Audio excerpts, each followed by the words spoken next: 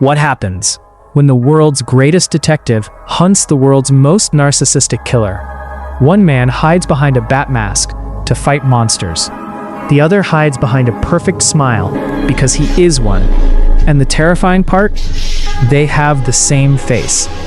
Both are rich. Both live double lives. Both are obsessed with control. Both are violent, but only one of them believes he's the hero. Tonight, Patrick Bateman meets Batman. Patrick Bateman arrives in Gotham during a financial merger between Wayne Enterprises and a Manhattan investment firm. To Gotham's elite, Patrick is perfect. Educated, charming, rich, sophisticated, but Gotham is different from New York. New York ignored evil. Gotham breeds it. The city almost welcomes Patrick. Every alley smells like violence. Every rooftop hides corruption.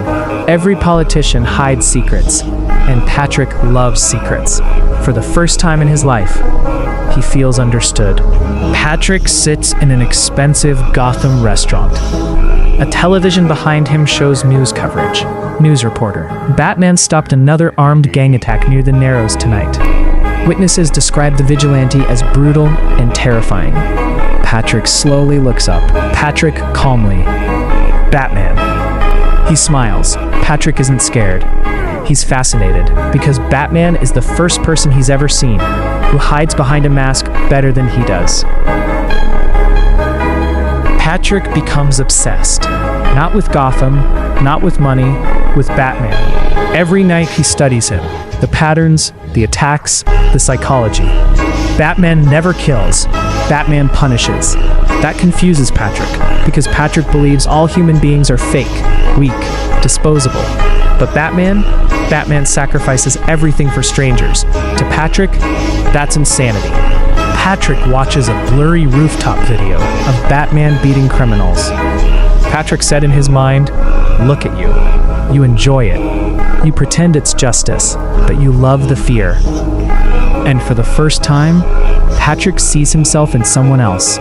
Not in Bruce Wayne, in the monster beneath the mask. Eventually, the two finally meet. Not as Batman and Patrick, but as Bruce Wayne and Patrick Bateman. And immediately, something feels wrong. Bruce Wayne said, "Patrick Bateman, heard you're making people very rich in Manhattan." Patrick said, "Only the people already rich enough to deserve it." Bruce smirked slightly. Bruce said, "That sounds dangerous." Patrick said, "Dangerous is subjective." Bruce notices it instantly. The empty eyes, the robotic smile, the artificial charm. Bruce has spent his whole life studying criminals, and Patrick Bateman feels hollow, like a human being pretending to be human. Patrick studies Bruce carefully. Patrick, internal monologue. Bruce Wayne, fake laugh, fake confidence, fake persona. But underneath, something violent, something controlled. Patrick decides to test Batman, not by attacking him directly, by forcing him into the open. A body appears downtown, then another, then another.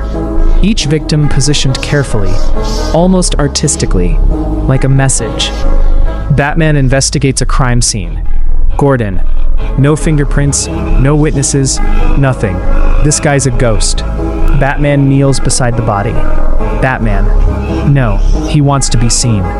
Batman realizes something terrifying. The killer isn't hiding. He's performing.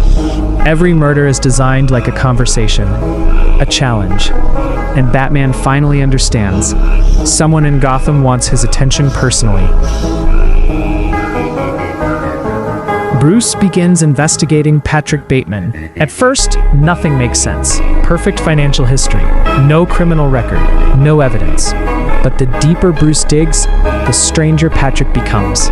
Co-workers barely remember conversations with him. Women disappear around him.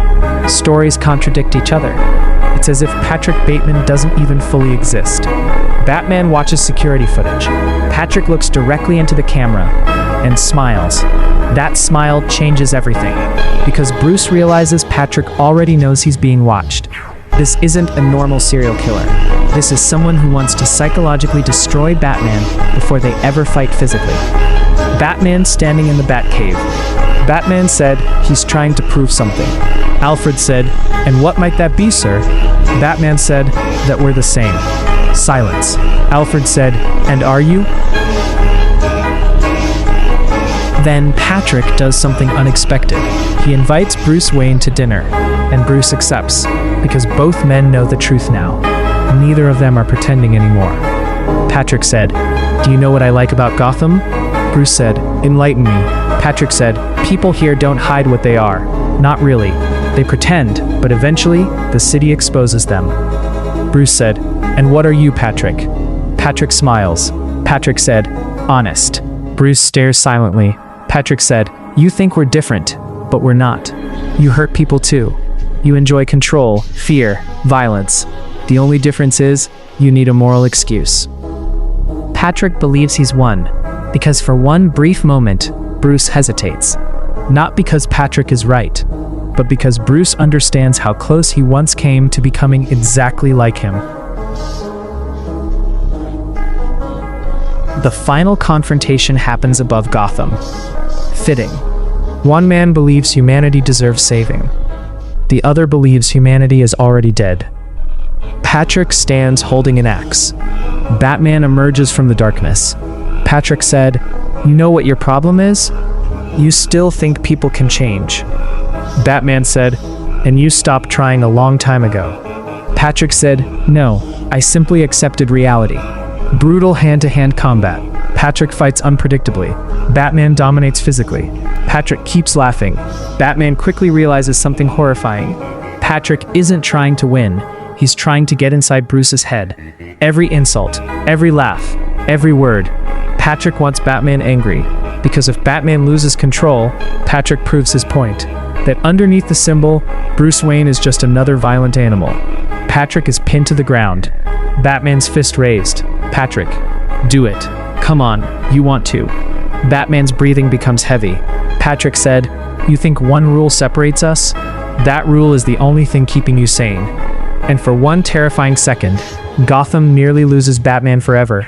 Then, Bruce stops, slowly lowers his fist. Batman said, "No, that's what separates us."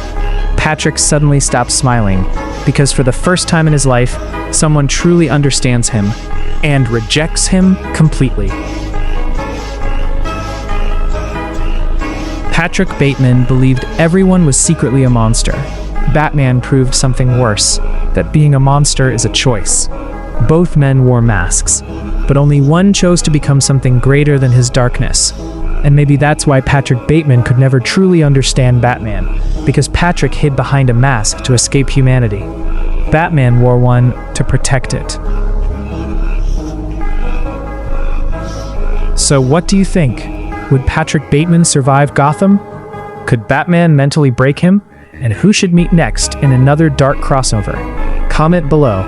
Subscribe for more psychological movie breakdowns. And remember, in Gotham City, everyone wears a mask.